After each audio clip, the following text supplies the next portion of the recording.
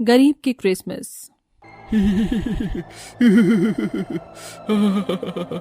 माँ देखो ना, पिताजी को कितनी ठंड लग रही है। चलो ना घर चलते हैं।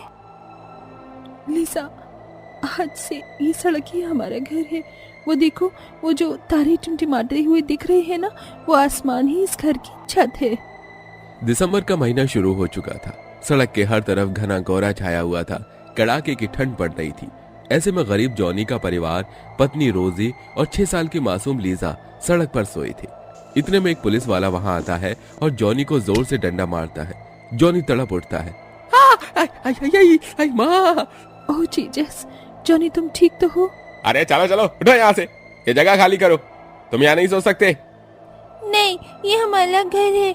आप हमें यहाँ से क्यों भगा ले पुलिस अंकल? अबे ओ छोकरी, दूं क्या तुझे भी खर्चा? घर का है तेरा।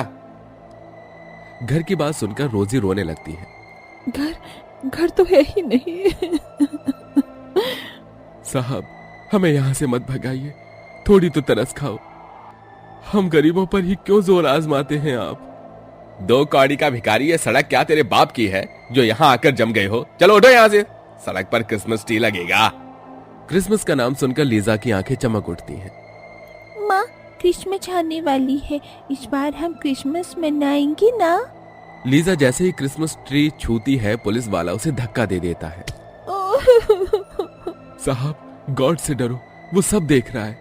जिस तरह से आप हम गरीबों को सता रहे हो, इसका न्याय चुकाना पड़ेगा, देख लेना। साले सुअर, मुझे डराता है, अभी तेरी चर्बी झाड़ता हूँ। ये ले, ये ले। आई आई आई आई। पुलिस वाला बौखला कर जॉनी को बहुत देर तक मारता है। जॉनी वहीं दम तोड़ देता है। वो पिछले 6 महीने से कैंसर की बीमारी से लड़ रहा था, जिससे उसका घर तक बिक गया और आज जिंदगी भी छिन गई। लीजा आंसुओं के साथ अपने पिता को झकझोरने लगी। पिताजी उठो, उठो माँ, पिताजी मार डाला, पुलिस अंकल ने पिताजी को मार डाला। अगर घर होता तो पिताजी नहीं मरते ना माँ। लीजा, तुम्हारे पिताजी इस वक्त गॉड की गोद में होंगे। अब उन्हें घर की जरूरत नहीं होगी, पर हमें है। एक गरीबी के चलते रोजी का परिवार न सिर्फ सड़क पर आया, बल्कि उसका परिवार बिखर गया। पर अब रोजी को यह समझ में आ गया था कि अगर उसे अपनी और अपनी बेटी की जान बचानी है तो उसे अपने लिए छत खुद खड़ी करनी होगी। रोजी ने एक कचरे के कंपाउंड में झोपड़ी बना ली, जहां बहुत से गरीबों की बस्ती थी। घर में रहकर पेट नहीं भर सकती, मुझे काम ढूंढना होगा। गॉड, मेरी मदद करना। रोजी सुबह होते काम ढूंढने निकल जाती, जहां उसे मार्था के घर में काम मिल जाता है। ऐसे ही दिन बीतते हैं और अब हर तरफ क्रिसमस का शोरगुल दिखने लगता है। और एक दिन, माँ, आज मैं भी आपके साथ काम पर चलूं? लीजा को काम पर ले गई तो मार्था मैडम गुस्सा करेंगी। क्या करूं? माँ, मुझे ले चलो ना, बस आज के लिए। ठीक है लीजा, पर वहां चलकर एक जगह पर बैठना। रोजी लीजा को पैदल चलते हुए काम पर ले आती है। सड़क पर कड़ाके की ठंड पड़ रही थी। लीजा की फटी फ्रॉक देखकर जेनी उसका मजाक उड़ाने लगी। मम्मी देखो ना, उसकी फ्रॉक कितनी फटी हुई है, ये गरीब है ना? अपनी फटी फ्रॉक को देखकर नन्ही लीजा को शर्मिंदगी महसूस हुई। वो सर नीचे करके रोने लगी। ये देखकर विल्सन ने कहा, जेनी, ऐसा नहीं कहते। पता है, गॉड जीसस बच्चों से सबसे ज्यादा प्यार करते हैं और गॉड की नजर में हम सभी एक हैं। अरे इसके पैर में चप्पल भी नहीं है, क्यों रोजी? वो साहब, चप्पल टूट गई है, पैसे नहीं कि सिलवा सकूं। मार्था, जेनी की कई जोड़ी बैली रखी होंगी ना, एक लीजा को दे दो। ये सुनकर मार्था चिढ़ गई। विल्सन, अगर तुम दुनिया के ऐसे हर गरीब की दया दिखाती रहोगी ना, तब तो हो गया। ए लड़की, चल तू नीचे बैठ। कल ही सोफा कवर चेंज किया है। क्रिसमस पर घर में गेस्ट आने वाले हैं, मुझे गंदगी नहीं चाहिए। और तू रोजी, चल जल्दी से पूरे घर में लाइट्स लगा दे, फिर क्रिसमस ट्री भी सजाना है। मासूम लीजा मार्था के डर से ठंड में भी जमीन पर बैठ गई। मार्था ने चिढ़कर रोजी को हजारों काम थमा दिए, जिसमें कि रात बीत गई। क्रिसमस ट्री सजने के बाद मार्था का घर बहुत ही सुंदर, एकदम आलीशान लग रहा था। तभी विल्सन लौटता है। दीदी आ गए, डैडी आ गए। ये लो जेनी, तुम्हारी क्रिसमस ड्रेस। डैडी, ये दूसरा बॉक्स किसके लिए? ये लीजा के लिए है। ये सुनकर मार्था जल गई। विल्सन, तुम क्यों इन गरीबों को मसीहा बन के दिखा रहे हो? कोई जरूरत नहीं इन गरीबों को इनकी औकात से बाहर का तोहफा देने की। रोजी, उठा अपनी बेटी को और निकल। तेरा हिसाब मैं क्रिसमस के बाद करके भेजूंगी। मगर मार्था मैडम, मैंने क्या किया है? मुझे काम से मत निकालिए, काम से मत निकालिए। बस यही आंसू दिखाकर तुम गरीबी का नाटक करती हो ताकि लोगों को तुम पर दया आ जाए। घमंड से भरी मार्था उन्हें धक्का देकर निकाल देती है। रोजी लीजा को लेकर आ जाती है। उस दिन अगले दिन भी पैसे न होने के कारण उन्हें भूखा सोना पड़ता है। पर इन 2 दिनों रोजी चर्च की सफाई करती है और गॉड के आगे रोते हुए कहती है, गॉड, कल क्रिसमस है मगर मुझ गरीब के पास कुछ भी नहीं कि मैं क्रिसमस मना सकूं और अपनी लीजा को थोड़ी खुशी दे सकूं। लिखा है मांगो तो दिया जाएगा। आज मैं मांगती हूँ, गॉड कुछ ऐसा कीजिए कि हम गरीब भी क्रिसमस मना सके। प्रार्थना के बाद रोजी आंसू पोंछकर लीजा को चर्च से झोपड़ी में लेके चली आती है। माँ, कल गॉड हमारे घर आएंगे ना? हाँ लीजा, गॉड आएंगे। वो हमें क्रिसमस गिफ्ट भी देंगे ना? मैंने गॉड को लेटर लिखा था कि वो सेंटा से मुझे गिफ्ट में एक नई फ्रॉक भिजवा दे और केक, चॉकलेट और बिस्किट भी। अगली सुबह क्रिसमस आ जाता है। हर किसी का घर क्रिसमस ट्री और रंग बिरंगी लाइट से सजा हुआ था। सुबह से शाम बीत जाती है। लीजा कड़ाके की ठंड में झोपड़ी के बाहर बैठी खुद में कांपती हुई बड़बड़ाती है, गॉड आएंगे, मैंने कहा गॉड आएंगे। कुछ भी बनाने को नहीं है। तभी रोजी जरा सा आटे का चौकर रखा हुआ देखती है जिसकी वो एक रोटी बनाकर लीजा को खिलाने लगती है। तभी एक 80-90 साल का कुबड़ा भिखारी जिसके शरीर पर कई घाव थे वहां आता है। बेटी, कुछ खाने को दे दो, आज तो क्रिसमस है, कुछ खिला दो। लीजा अपने हिस्से की वो रोटी भिखारी को दे देती है। लीजा, तुमने अपने हिस्से की रोटी उन्हें क्यों दे दी? अब तुम क्या खाओगी? घर में कुछ भी नहीं बचा है, ना हमारे पास पैसे ही हैं। कोई बात नहीं माँ, हमारे लिए गॉड है ना, वो सब ठीक कर देगा। बच्ची का बड़ा विश्वास देखकर अचानक भिखारी गॉड जीसस बन जाता है। अपनी गरीब झोपड़ी में गॉड को देखकर रोजी खुशी से रो पड़ती है। ओह जीसस, आप हमारी झोपड़ी में आए हैं? हाँ रोजी, आज मैं तुम्हारे साथ क्रिसमस मनाने आया हूँ। तुम दोनों ने कितनी गरीबी देखी पर अपनी रोटी भिखारी को खिला दी। आज लाखों लोग मेरे नाम से चर्च के कैंडल जलाते हैं, मगर जो कोई भी मेरे नाम से किसी गरीब या भिखारी को खाना खिलाएगा, समझो वो मुझे खिलाएगा। देख, अगर कोई तेरे द्वार को खटखटाए तो समझना वो मैं हूँ। ये कहते हुए जीसस चमत्कार करते हैं और देखते ही देखते वो गरीब टूटी फूटी झोपड़ी लाइट की झोपड़ी से जगमगा उठती है और बहुत ही बड़े बड़े क्रिसमस ट्री उनके घर के दरवाजे के बाहर जादू से आ जाते हैं। ये देखकर लीजा बड़ी खुश होती है। देखो माँ, गॉड ने हमारी झोपड़ी को कितना अच्छा सजा दिया। अब हम भी क्रिसमस मनाएंगे। गॉड, हमें केक चाहिए और फ्रॉक भी। देखिए ना, मेरी फ्रॉक एकदम फट गई है। आज आपका जन्मदिन है ना, मुझे सुंदर दिखना है। क्यों नहीं माय चाइल्ड, ये लो। फिर गॉड गरीब लीजा को एक बहुत ही सुंदर फ्रॉक देते हैं और बड़ा सा केक भी। क्रिसमस का वो खुशी भरा दिन देखकर रोजी बहुत रोती है। थैंक यू गॉड, आज आपने हम गरीबों का क्रिसमस इतना अच्छा बना दिया। अब मुझे जाना होगा। Merry Christmas my child. आखिर में गॉड उन्हें खुशियां देकर चले जाते हैं। लीजा और रोजी केक काट कर अच्छे से क्रिसमस मनाती हैं। क्रिसमस की अगली सुबह जब रोजी दरवाजा खोलती है तो सामने मार्था खड़ी होती है। मार्था मैडम, आप यहाँ? आई एम सॉरी रोजी, मैंने उस दिन तुम्हारे साथ बहुत बुरा बर्ताव किया, जबकि गॉड तो हमें एक दूसरे की मदद करना सिखाता है। मार्था रोजी को फिर से काम पर रख लेती है और वो खुशी खुशी रहने लगती है। साथियों, अमीर और गरीब बस दुनिया देखती है, पर आसमान में रहने वाले की नजर में हम सभी एक हैं। खुशियां बांटने से बढ़ती हैं, इसलिए खुशियां बांटना सीखिए। मीना बेटी, तू तैयार हो गई? अपनी दुल्हन बनी बेटी को देखते ही रमा की आंखों में आंसू भर आते हैं। कितनी सुंदर लग रही है मेरी बच्ची। मीरा बिटिया, आज का दिन तो तेरे लिए खुशी का है, फिर तेरा मन क्यों उदास है? माँ, मेहंदी वाली कह रही थी कि जिसकी मेहंदी जितनी गाढ़ी रचती है उसका पति उसको उतना ही प्यार करता है, मगर मेरी मेहंदी का रंग तो चढ़ा ही नहीं, तो क्या मेरी शादी में, मेरे रिश्ते में प्यार नहीं होगा? ये कहते ही मीरा की आंखें भीग जाती है। मीरा विष्णु जी भी काले थे और किशन कन्हैया भी तो काले थे, फिर भी पूरी दुनिया उन्हें पूछती है ना। देख, मेरी बच्ची, आज तेरी नई जिंदगी शुरू होने जा रही है। देख, एक औरत के मांग में लगा सिंदूर ही शादी उसके 7 फेरों का सबसे बड़ा सबूत होता है। और ये वो बंधन है जिसे ईश्वर के सिवा कोई भी तीसरा तोड़ नहीं सकता। जानती हूँ माँ, पर डरती हूँ कि कहीं मेरा ये काला रंग मेरी आने वाली खुशियों भरी जिंदगी छीन न ले। ये कहते हुए मीरा रो पड़ती है, क्योंकि काले रंग के चलते इससे पहले भी कई रिश्ते वाले उसे देखकर ठुकरा कर चले जाते हैं। आखिर में उसकी शादी शारदा के छोटे बेटे अंकुश से तय होती है। देख मीरा, बारात भी आ गई। मेरी बच्ची। रमा मीरा को लाकर मंडप में बिठा देती है और सभी मीरा और अंकुश के फेरों में फूल फेंकते हैं, पर मोनिका उसे गुस्से से घूर रही थी, जैसे उसने उसका कुछ छीन लिया। अरे मोनिका बहू, तुम फूल डाल क्यों नहीं रही? फेरे चल रहे हैं।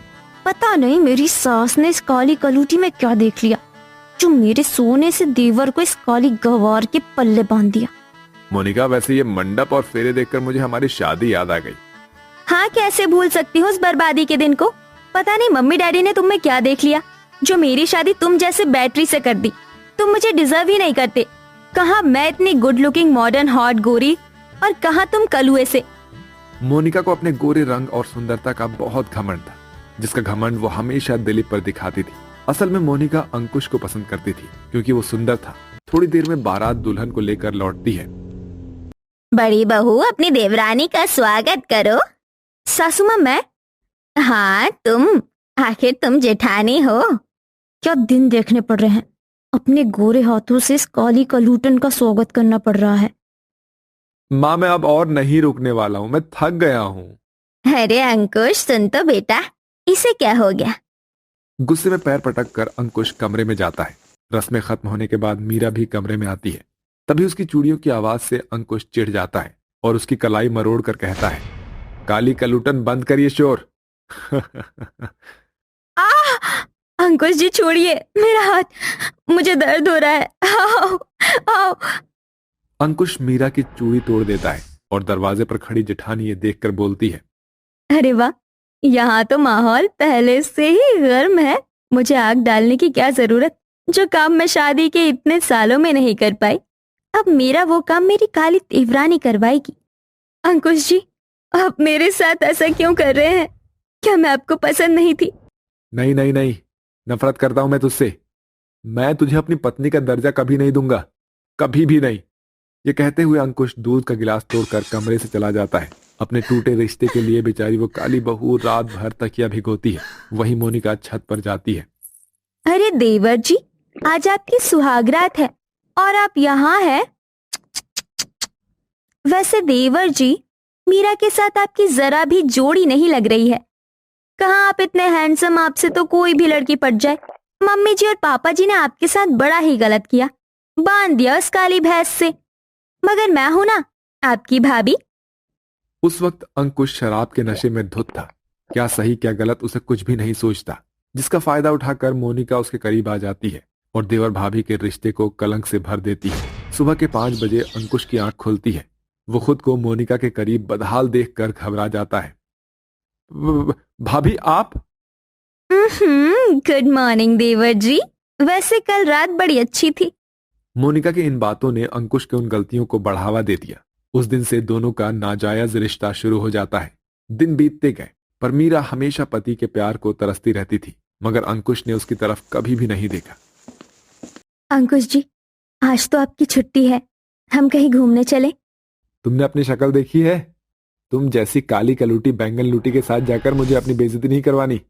इतने में कमरे में मीरा की जेठानी आती है। ओफो देवर जी, क्यों बेचारी मेरी सांवली सलोनी देवरानी को जब देखो झाड़ते हैं? देखो खुद को, एकदम आंटी दिखती हो, और भाभी कितनी हॉट और गॉर्जियस है, और साथ ही गुड लुकिंग भी है। अपनी जेठानी के लिए अंकुश का ऐसा कहना देखकर मीरा को खटकता है। अंकुश का जेठानी जी के लिए ऐसा शब्द और जेठानी का मुस्कुराना, कहीं इनके बीच कुछ? नहीं नहीं, मैं ऐसा सोच भी कैसे सकती हूँ। देवर भाभी का रिश्ता माँ बेटे का होता है। ऐसे ही दिन बीतते हैं। फिर एक दिन, सासू माँ, मैं ब्यूटी पार्लर जा रही हूँ फेशियल करवाने। बहू, मीरा बहू को भी लेती जा, दोनों देवरानी जेठानी एक साथ आ जाना। नहीं मम्मी जी, मैं अकेली चली जाऊंगी। ये बोलकर मोनिका चली जाती है। माँ जी, बाबूजी, खाने में क्या बनाना है? अरे मीरा बहू, अरे देखो ना आज कितनी अच्छी ठंड पड़ रही है। ऐसे में मक्के की रोटी और सरसों का साग मिल जाए तो मजा आ जाए। ठीक है बाबूजी, मैं बाजार से साग कटवा कर लाती हूँ। मीरा बाजार निकल जाती है। वो मन ही मन उदास थी। फिर सारे बाजार उसकी आंखों ने जो देखा उसने उसे तोड़ कर रख दिया। अंकुश, तुम भी ना बड़े मस्करे हो, जब देखो मेरी तारीफ ही करते हो। मोनिका, अब तुम हो ही तारीफ के काबिल। और जब साड़ी पहनकर गीले बालों में तुम मेरी नजर के सामने से गुजरती हो ना, तो माँ कसम तुम्हारी पतली गोरी कमर देखकर इस देवर के दिल पर तो छुरियां चल जाती है। अच्छा ये बताओ, वैसे अगला सीन कब बनाना है? आज रात। उन दोनों की ऐसी घिनौनी बातें सुन मीरा के तन बदन में आग लग जाती है। अपनी जेठानी और पति के दिए धोखेबाजी के बाद उस बेचारी की आंखों से झरझर आंसू गिरने लगते हैं। मैंने कभी सपने में भी नहीं सोचा था कि मेरी खुद की अपनी जेठानी मेरी सौतन निकलेगी। विधाता, ये कैसा खेल खेला है तूने मेरे साथ। चाहे सच के लिए मुझे अपने सिंदूर के खिलाफ भी क्यों ना खड़ा होना पड़े, मैं इनका सच सबके सामने ले आऊंगी। जैसे ही मीरा घर पहुंचती है तो मोनिका सोफे पर बैठी होती है।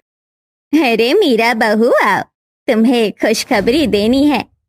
माँ जी, उससे पहले मुझे आपसे जरूरी बात करनी है। जेठानी जी और अरे मेरी प्यारी देवरानी, पहले मुझे बधाई तो दे दो, मैं माँ बनने वाली हूँ। इस खबर ने जैसे मीरा के पैरों से जमीन ही खींच ली हो। ये नहीं हो सकता। मीरा गुस्से से मोनिका को चांटा मार देती है। छोटी बहू, ये क्या बदतमीजी है? मैं बताती हूँ पापा जी। देवरानी जी जलती है मुझसे, इसलिए ये मेरे बच्चे को मारना चाहती है। माँ जी, बाबूजी, जेठानी जी के पेट में ये बच्चा जेठ जी का नहीं बल्कि अंकुश का है। इनका चक्कर चल रहा है। बहू, तुम होश में तो हो? अपने ससुराल वालों को यकीन दिलाने के लिए मोनिका रोने का नाटक करने लगती है। नहीं नहीं नहीं, ये झूठ है। इतना बड़ा लांछन अपने ऊपर लेकर मैं नहीं जी सकती। मैं अपने बच्चे की कसम खाकर कहती हूँ, ये सच नहीं। देवरानी जी, मैं माता सीता तो नहीं हूं ना, जो अपनी पवित्रता के लिए इस धरती में गड़ जाऊं। बहू, मोनिका बहू, तुम्हें कोई सबूत देने की जरूरत नहीं। गलती मेरी है जो मैंने इस जैसी काली लड़की से अपने बेटे की शादी करवाई। सोचा था कि इसका दिल साफ है, मगर ये मन की भी मैली है। अपने रिश्ते के साथ मीरा ने सास ससुर का भरोसा भी खो दिया था। वो एकदम अकेली पड़ जाती है। क्या हुआ मेरी प्यारी कलूटी देवरानी? लाख कोशिश के बाद भी तुम साबित नहीं कर पाई कि तुम्हारी अपनी जेठानी तुम्हारी सौतन है, और ना कभी कर पाओगी। तुम्हारा पति मेरे गोरे रंग पर लट्टू है, तो मैं क्या करूं? तुम्हारी जिंदगी में अंधेरा लिखा है, इस काले रंग की तरह। मीरा ने अपने आंसू पोंछे और कहा, जब पति पर किसी बला का साया पड़ जाता है ना, तो पत्नी ही उसकी नजर उतारती है। आपका सच मैं सबके सामने लाकर रहूंगी। मेरे पास अब खोने को वैसे भी कुछ नहीं बचा। समय गुजरता गया। एक रात आखिरकार मीरा ने दोनों को रंगे हाथ पकड़ लिया और सभी वहां इकट्ठे हो गए। दिलीप ने अंकुश का गिरेबान पकड़ लिया। शर्म नहीं आई तुझे अंकुश? तुमने रिश्तों का मर्यादा और भरोसा सब तोड़ दिया। निकल जाओ यहां से। कहा था ना जेठानी जी, आपकी हकीकत सबके सामने ले आऊंगी। आखिर में दिलीप मोनिका को छोड़ देता है। मीरा, मुझे एक मौका दे दो, प्लीज, एक मौका। माफ करना अंकुश, मगर इस धोखे के बाद मैं तुम्हें कोई मौका नहीं दे सकती। अच्छा माँ जी, मैं जाती हूँ। मोनिका के एक गलत कदम ने एक साथ 4 जिंदगियां तबाह कर दी थी। मोनिका को वो शर्मिंदगी आज भी हर दिन तिल तिल करके खाती है।